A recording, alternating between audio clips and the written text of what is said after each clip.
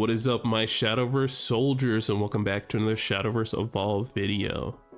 Soldiers, it has been a minute. It is good to see you all again. I hope everybody is really enjoying the state of Shadowverse Evolve right now. And don't get me wrong, I have seen that there have been some events happening, and we will be covering those decks and those events this current week, actually. So do keep an eye out on the channel if you do want to see what decks we're topping in these recent events. But of course, outside of that, let's talk about the bread and butter, the beans and the weenies, and the big thing that just happened to the Rune players, because gosh knows, I am feeling the pain for this one. I know the deck might not be super relevant come around set 19 probably, because this is when this does take effect, but I am still gonna feel that like this was Rune's answer. Like being able to reset everything was Rune's answer. So let's go ahead and read what this has in store for us. Alrighty, so we have an update to restrictions. So to ensure a fair gameplay environment for all Shadowverse Evolve players, the following ban will be implemented in the standard and crosscraft format. So if you still want to rock this in Glory Finder, feel free to, because I mean, you're only going to have the one. But I don't know, maybe with that new kind of Glory Finder that we will be having, you'll be able to use multiple copies. Not too sure on that because I am not super big on Glory Finder, so if any of you soldiers do know about that, drop a comment below and keep everybody notified and in the loop. But as of right now, I don't really know too much about the Glory Finder stuff. But yes, unfortunately, Rebel Against Fate is going to be gone as of set 19. So if any of you soldiers don't know what Rebel Against Fate does, it's a 7-cost spell card. You banish this card so it's not put into the cemetery, just so you're not able to get it back. But each player shuffles their hand and their cemeteries into their deck, and then they both draw 5 cards. And then the next time the card player or the turn player that was using this, of course the Runecraft deck, the next card they are going to be playing costs 7 less. So whatever card they are going to be drawing, it's going to be played for free. And of course, with other cards like Arcane Item Shop, you're definitely going to be going for a really long turn. You're resetting the board, so those decks that really thrive off of Necrocharge or even Thief, so they remove that 10 cards in Cemetery and now they're at 0, so they just essentially reset it, while the Rune player kind of didn't, since they have control of the whole entire game.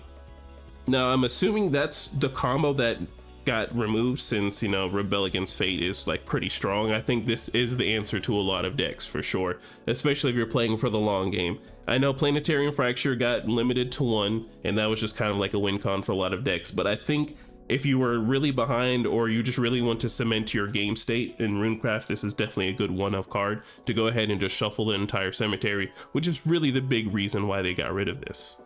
Alright, and to just brush up on the details here, so with the release of booster set Neo Metropolis, it is possible to create an infinite loop that leads to an instant win with a specific sequence of play. As such, we will be banning Rebel Against Fate that enables this loop on the day of release of booster set Neo Metropolis. This ban will take effect starting from July 24th. We hope this ban will allow for more decks and classes to be represented, and will continue to monitor gameplay statistics to ensure a healthy metagame.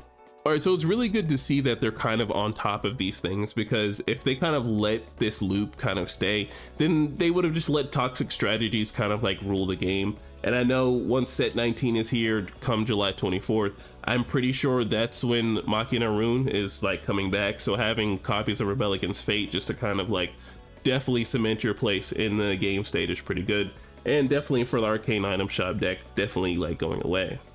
Alright, so good thing that I like that they are paying attention. I know I said that before, but I think like bad for me, because I really feel like this and kind of like D-Ship kind of have like the same sort of like win con. Like you're kind of just playing back and like responding to your opponent's like things and followers and whatever they're doing until you kind of get to your late game state. And with Rebel Against Fate, this just, I think it should be limited to 1, in my opinion. I think it should be limited to 1. Gingerbread House got limited to 1, Curse Crafter got limited to 1, but realistically, Curse Crafter is at multiple copies with the new Kuon. I think this should have been limited to 1 and it'll be a-okay. Like just in my eyes, of course, this is just like D-Shift. Like D-Shift literally will play its turn twice. Play its Kuon turn twice. And granted, like D-Shift is in this deck too, so like it's literally doing the same thing D-Shift does, but you got to realize this deck does have high cost cards. Like you have the Rebel Against Fate is a 7-cost card. It's not doing anything for 7 turns. It's not doing anything for 7 turns unless there's another spell that manages to make it cheaper once set 19 comes out, then you know we can be a little scared. But as of right now, I do not know. I'm not very cultured in any of the cards that are coming out in the future sets. I like to stay blind like the rest of you all, so we can all learn about these cards together. So maybe set 19 might have something crazy for it. So yeah, all you arcane item shop players, of course I'm talking to myself as well, we have until July 24th until Rebel Against Fate is gone, so enjoy it while you have it. Thief Sword, Necro Abyss, Departed Abyss, with a, you know, keep on watch out, because we're gonna be looking and taking names, all the people that are playing arcane item shop. But yeah, I just didn't want to talk your head off. Sorry if I was super loud this episode. Was very excited to kind of like talk about something Shadowverse Evolved since I've been so sick. So kind of like a bit springy, and I'm ready to just get back with you on everything that's going to be Shadowverse Evolved wise.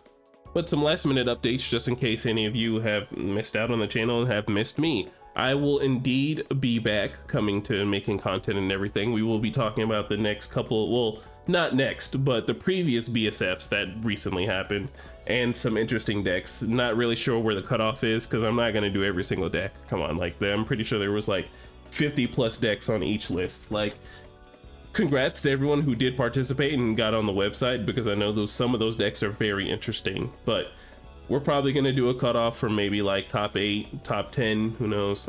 If I'm feeling really overzealous, then we'll do top 15, but of course there are a couple events that we have to do, and I do want to cover almost everything that did kind of like play there. But yeah, outside of that, I just want to thank you all for watching the content. Make sure you are safe in whatever you do tonight and safe whatever you do for the rest of the year. Make sure to like, comment, subscribe, and I will see you in the next one. Bye. Yeah. TRINN. Just to get you away. What I got to do, what I got to do.